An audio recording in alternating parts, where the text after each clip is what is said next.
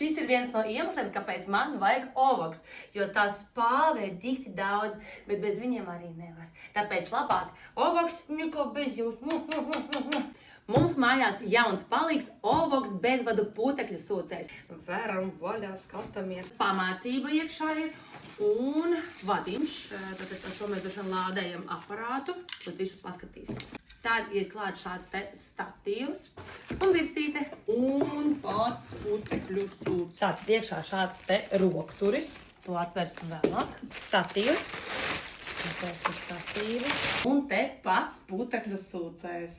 Ovoks.